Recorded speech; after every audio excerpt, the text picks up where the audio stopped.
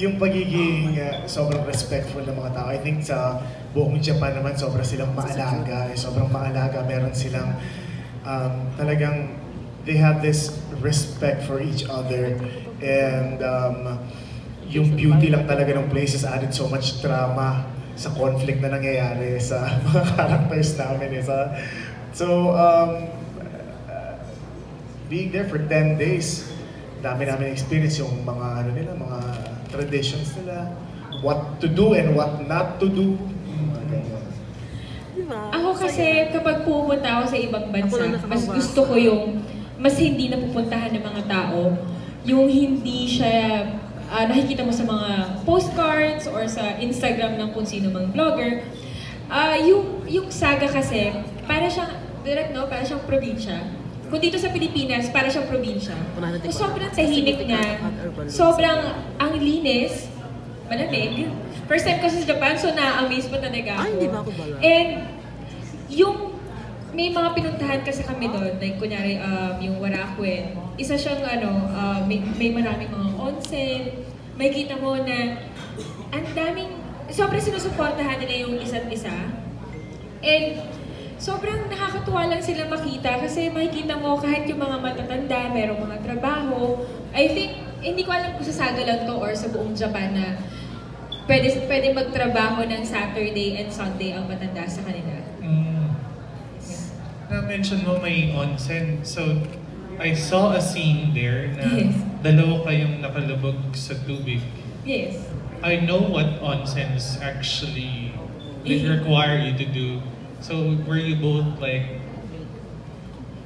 Hinimatay po si Luis dun sa eksena yun. Okay, fun fact. Hindi naman nahimatay, grabe ka. Kasi diba... Mga 3 minutes. Hindi, yung onsen kasi, parang 5... Ilang minutes Parang lang. ilang minutes lang talaga siya dapat. Ilang minutes lang. Pero Parang since nag-shoot kami, 8 minutes. So mga 2 hours na kami nakababad. Basta sobrang init niya. So, hindi naman, mahina ako sa ganun eh. Okay ako sa lamig, kaya ko siya. Pero kapag sobrang init, nakatulog ako. Kasi nakatulog ako. So nagre-rehearse pa lang kasi kami si Luis, parang excited na siya. Sumampa dun sa onsen. So pagkasampa niya, hindi niya napansin na mga 30-45 minutes na sabi niya, wait lang, nahihilo ako. Then dumating sa point na, ganito na lang siya. Tulog na. So, nakarelax siya. Na-relax ng sobra. But were you both naked? Meron naman po kami protection. Okay. Meron. Kasi usually towel lang. Oo. Yun yung binibigay na idea natin sa audience kapag napanood na yung pelikula. Sa mga nakakaalam kung ano yung concept. Okay. Glad you survived that. Thank you. Makikita na lang nila yun. Parang abangan nila yung eksena. Thank you, John. Si Alan has a question. Alan Sancon. Hi, tanong ko lang, sabi niyo parang nagkakilala lang kayo dun sa, nang lubusan dun sa aeroplano, kumbaga, na-develop yung friendship niyo, nagkaroon kayo ng bonding. How you work on dun sa scene na yung chemistry niyong dalawa? Kasi yun ang isang di bang aabangan ng tao, yung chemistry ng love team. How you work on dun sa chemistry ng dalawa dito sa movie? Sige, ako na. I think kasi ganito talaga kami, kahit off-cam, nag-aasaran lang kami.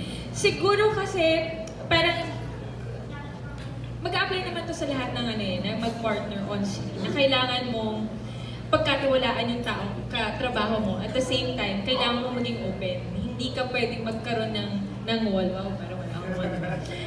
O hindi pwedeng ganon.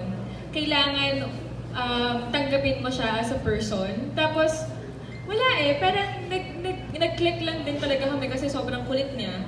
So, natotolerate ko naman yung kakulitan niya, yung kakornihan niya. So, siguro from there, nag-start na yung gantong level ng... Yes. Tapos kasi sa aeroplano, hirap na... Mag-agree ka na lang. Hindi, ang hirap bumuelo kay Luis ng mga panahon, yung mga nagsisimula pala kasi sa aeroplano, yun nga, magkatabi kami. Kasi we had workshops, pero mahirap din kasi sa workshop environment kasi puro character lang, hindi rin ma-work out yung friendship na kailangan to get it to get na komportable kami sa isa't isa. So I think yun, kinulit ko lang siya ng kinulit na, anong ginagawa mo? Wala, nagbabasa. Anong binabasa mo? Eto, tingnan mo. Ayun na, yun. Okay, sige. Hindi naman ganun ka-try. Ay, hindi ba ganun ka-try? Grabe ka. Pero habang tumatagal kasi, naging komportable talaga kami. It just sort of just happened. At saka, konti lang kami sa, I think, Kami lang dalawa. Oo, kami dalawa lang, so wala kami choice kundi mag-uusap. Joke lang po. 16 lang kami, so small group lang talaga kami nung nasa Japan kami. So naging close din kami kahit sila Direk, sila Miss Lynn, si Sian, yung mga PS namin, yung mga cameraman namin. So, para kaming pamilya na nag-outing na ibang bansa.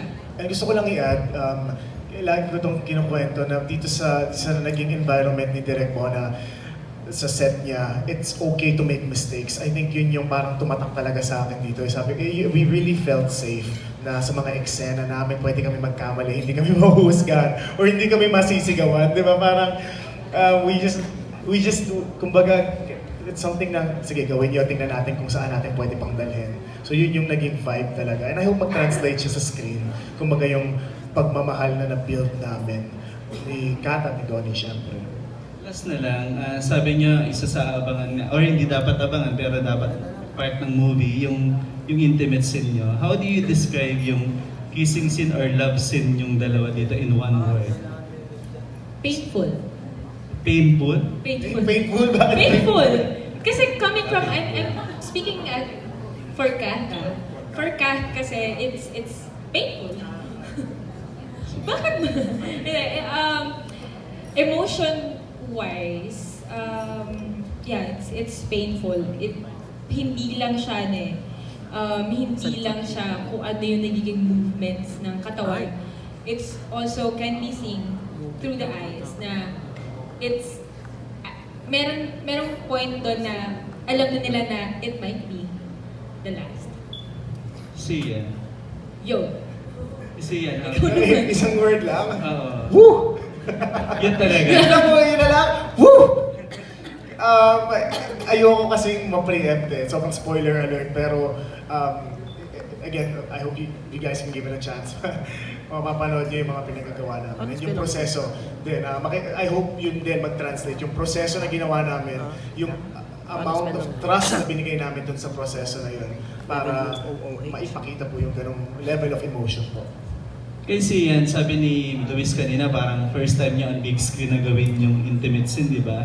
How do you support her? Ikaw naman nagawa mo na sa Sin Island, di ba? Pero ikaw, how do you support her na magiging comfortable siya dun sa scene ninyo? I kept on asking Luis if she was okay with everything. Kaya nga po... Mia? Oh! Yun nga, talaga napahinto ako. And I was just really careful. Again, ako rin naman, hindi naman ako parang sobrang sanay dito na, okay, alam ko na baling ng katawan natin, ganito baling natin. Hindi naman ako pro level na gano'n, hindi pa naman ako expert level. But I think it was a matter of kailangan, I always had to ask Luis na, are you okay? Are you okay with this? And every after take, I would ask her, may gusto ka bang baguhin? Okay ka lang ba?